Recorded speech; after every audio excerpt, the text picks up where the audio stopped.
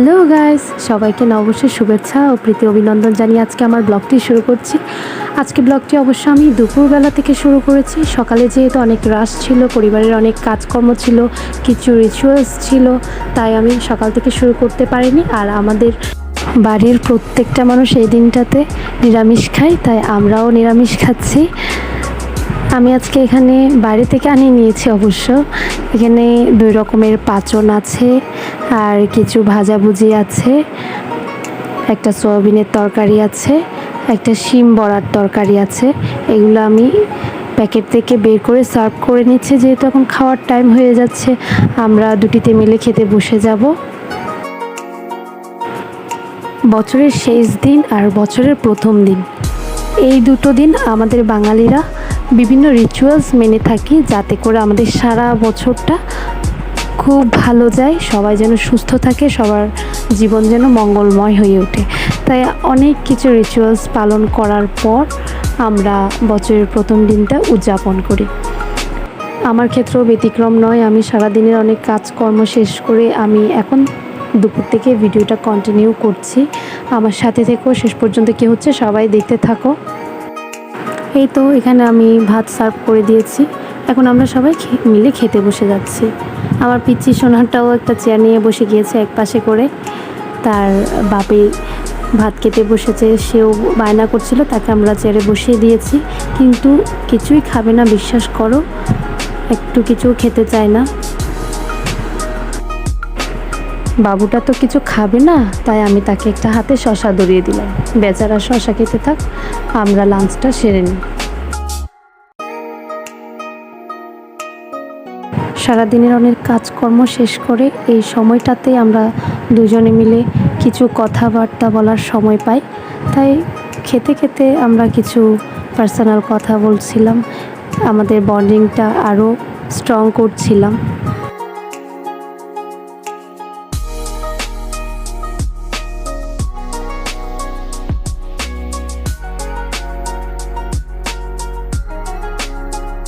এই তো কথা বলতে বলতে আমাদের লাঞ্চও কমপ্লিট হয়ে গিয়েছে। এখন আমি সব বাসন মেজে ধুয়ে পরিষ্কার করে রাখবো। নিট অ্যান্ড ক্লিন কিচেন যদি না পাই আমি, আমার মাথা হুট করে গরম হয়ে যায়। তাই মাথা ঠান্ডা করার জন্য প্রথমে আমার কিচেনটিকে ক্লিন করতে হবে। তাই আমি চটপট ঘষা মাজার কাজে লেগে পড়েছি। এটা তো অবশ্য সবসময় করে থাকি, এই টাইমটাতে একটু বেশি করে থাকি ঘষা মাজা।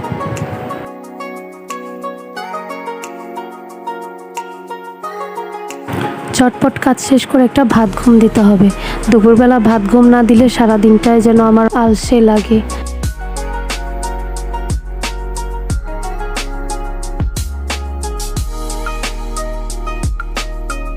বাসন কোসন তো পরিষ্কার করা শেষ, কিন্তু এখন চুলোকে পরিষ্কার করবে, সে তো আমার থেকেই করতে হবে।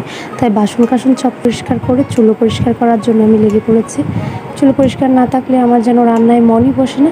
তাই আমি সবসময় চুলোকে ঝকঝকে তকতকে রাখি। তোমরা দেখলেই বুঝতে পারো, যেহেতু আমার গ্লাসের চুলা, তাই এটা সবসময় ক্লিন রাখা খুবই দরকার। আমি সাধারণত বাসন মাজার যে স্ক্রাবারটা আছে, ওখানে আমি একটু লিকুইড ভিম লাগিয়ে চুলোর উপর প্রথমে একটু হালকা করে স্ক্রাব করে নিই, তারপর একটা সুতির কাপড় দিয়ে, শুকনো কাপড় দিয়ে গ্লাসের চুলোটা মুছে ফেলি। তোমরা দেখতেই পাচ্ছ একদম চকচকে ঝকঝকে হয়ে গিয়েছে।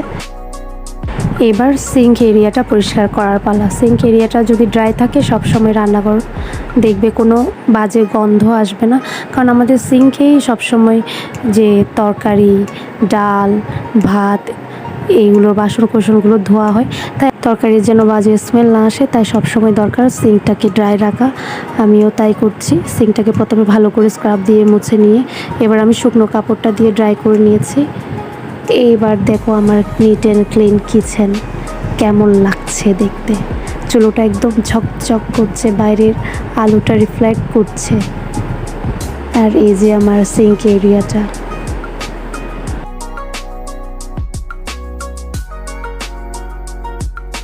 প্রতিদিনই কিন্তু আমি রান্নাবান্না শেষ হওয়ার পর, খাবার দাবার শেষ হওয়ার পর কিচেনটাকে এভাবে পরিষ্কার করে রাখি। নিট অ্যান্ড ক্লিন কিচেন মানে স্বাস্থ্যকর খাবার, আমরা তো সবাই জানি। আজ যেহেতু 14 এপ্রিল, সকালবেলা কাজকর্মের জন্য বের হতে পারিনি, তাই আমরা সন্ধ্যাবেলায় বেরিয়েছি। ঘুরোঘুরি করতে বাইরে সময় কাটাবো, দুজনে মিলে কিছুক্ষণ টাইম স্পেন্ড করব ছেলেকে নিয়ে। এই জন্য আমরা বাইরে বেরিয়েছি। দেখো বাবু অন্যের বেলুন দেখে নিজে খেলতে চাচ্ছে, তার বাবা হাসছে তাকে দেখে। আর বাইরে এত পরিমাণ ভিড় ছিল, তোমাদেরকে কি বলবো, তোমরা নিশ্চয়ই দেখতে পাচ্ছ ভিডিওতে, এত মানুষের ভিড় ছিল।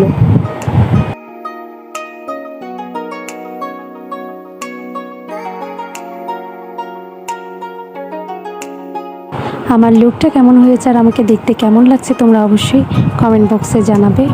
আর আমরা কিন্তু আজকে ম্যাচিং পরার চেষ্টা করেছি, কালারটা অনেকটা কাছাকাছি সবারই। ঘোরাঘুরি শেষ করে আমরা পেট পুজোর জন্য একটা রেস্টুরেন্টে চলে গিয়েছি। রেস্টুরেন্টে তো বাবুকে নিয়ে ঠিক করে বসাই যায় না, এখন যেহেতু একটু হাঁটতেই শিখেছে তাই কোলে থাকতেই চায় না একদম। রেস্টুরেন্টে যাইলেই সে হেঁটে বেড়াবে, চারিদিকে ঘুরোঘুরি করে বেড়াবে। তাই আমরা এমন একটা রেস্টুরেন্টে গিয়েছি যেখানে চাইল্ড জোন আছে, ওখানে তাকে খেলতে দিয়ে আমরা কিছুক্ষণ রিল্যাক্স করে বসেছিলাম। এখানে আমার বাবু সোনা খেলছে।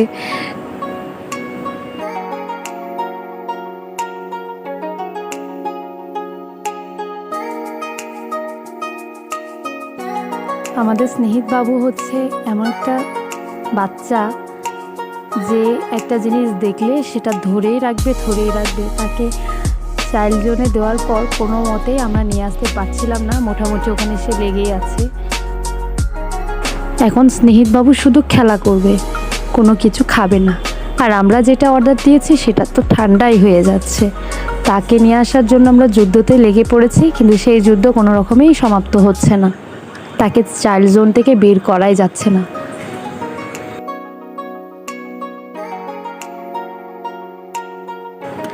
যাই হোক, বাচ্চা মানুষ তো, তাই আর বেশি জোর করলাম না। আমরা একজন পাহারা দিচ্ছিলাম আর একজন খেতে যাচ্ছিলাম। কি হাস্যকর একটা ব্যাপার হলো। আসলে মা বাবা হলে কিছুটা একটু স্যাক্রিফাইস করতে হয়। মা বাবা হবার পর এই সময়টা কিন্তু আমাদের জন্য খুব ভালো একটা সময়, আমাদের খুব স্মৃতিচারণ একটা সময়। এই সময়টাতে বাচ্চাকে তুমি যত সময় দিবে, যত টাইম তার সাথে পাস করবে, তত তোমাদের বন্ডিংটা আরও মজবুত হবে। আমাদের ছোট্ট স্নেহিত বাবু এত রঙের বল দেখে নিজেকে আর সামলাতে পারলো না। সেই বলের ঘরটাতে ঢুকে নিজেই বসে গেল বল খেলার জন্য। তার সাথে একটা আবার ছোট খুদে ফ্রেন্ড হয়েছে। বাবুর কথা বলতে বলতে আমি ভুলে গিয়েছি খাবারে কি অর্ডার করেছি। আচ্ছা, তোমাদেরকে দেখিয়ে দিচ্ছি। আমরা স্টার্টারে অর্ডার দিয়েছি একটা ডাবল পেটি, ওদের স্পেশাল চিকেন বার্গার আর french fry with mayonnaise. Main কোর্সে অর্ডার দিয়েছি fried chicken with sauté vegetable, chicken shashlik আর হচ্ছে দুটো উইংস ফ্রাই। আর মিল্ক শেকের মধ্যে ওরিও শেকটা তাদের খুব ভালো চলছিল, আমি ওরিও শেকটা নিয়ে নিয়েছি। তোমাদের দাদা যেহেতু ঠান্ডা খায় না, এই ঠান্ডাটা আমার থেকেই খেতে হবে। আর যেই গরম পড়েছে, এই ঠান্ডাটার খুবই দরকার ছিল আমার। আজকের ভিডিওটি এই পর্যন্ত। পরবর্তী ভিডিওটা আবার সবার সাথে দেখা হচ্ছে। বাই।